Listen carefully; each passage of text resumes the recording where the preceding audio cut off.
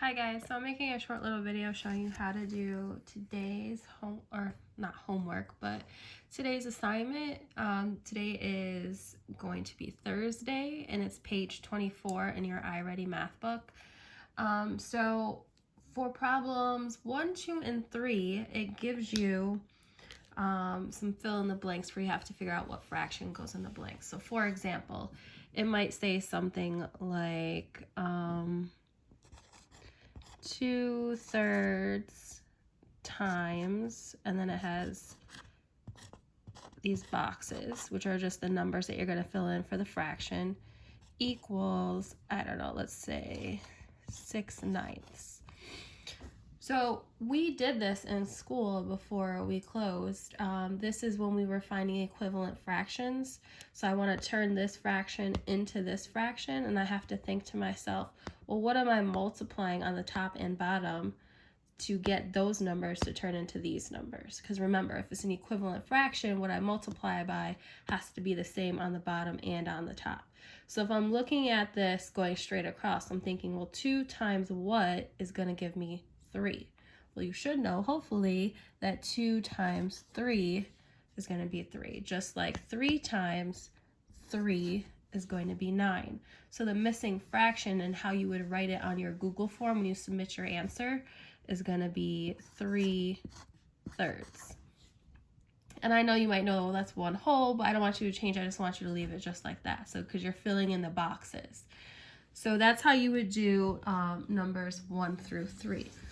When you get to like numbers 4, 5, and 6,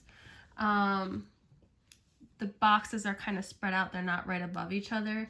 So it might say something like 3/12 times something over 3 equals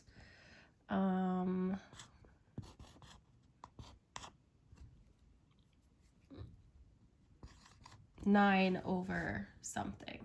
So you're just filling in the blanks. Well, I know that whatever I'm multiplying by has to be the same on top and on the bottom. So this missing box is going to be a 3, and that completes that sentence. 3 times 3 is 9. Now the bottom, I have to figure out, well, what's 12 times 3? Well, after you do some math, you should know that 12 times 3, that is going to be 36. So when you submit this on your Google form, it says to just write the numbers in the order that you see them from left to right. So the first box I see is this one, and that's going to be the number 3. So I would put 3 first, comma, and then the next number that I put in a box would be the 36. So I would submit my answer for that problem like that. The same thing, so like something like number 6, you have a fraction and a number that you have to fill in. Now these aren't the exact problems. I'm making up problems, but I'm making them similar to how you're going to need to figure it out yourself. So like for number 6, it gives you a fraction, let's say, I don't know, 2/4 times some fraction. We don't know what the fraction is. We have to figure it out. Equals, but it does give you the denominator, and you have to figure out the numerator. Well, to figure this out, I can look at the bottom because I'm only missing one number at the bottom. So I have to figure out 4 times something is going to be 12. Well, 4 times 3 is 12. And whatever I put on the bottom, I have to also put on the top. So I know that this top number is also going to be a 3.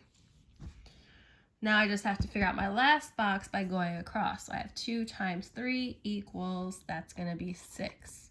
So when you fill your answer in on the Google form, you're going to put your fraction first. So I have 3/3 because that's the first thing I see in the problem that I filled in. And I also had to fill in 6 for my numerator. So you're going to fill in the answer like that. And that is how the rest of the problems on that page go as well. So just the order in which you fill them in on the form is the order that you're going to put them into your answers on Google Docs. Now, I'm going to see if I can make it so that in case you don't put it in order, is still accepted as the right answer. I'm still getting used to these forms myself. I'm just gonna do one more example, like number 8. So it's missing, so number 8 only gives you the numerators. I'm gonna use different numerators.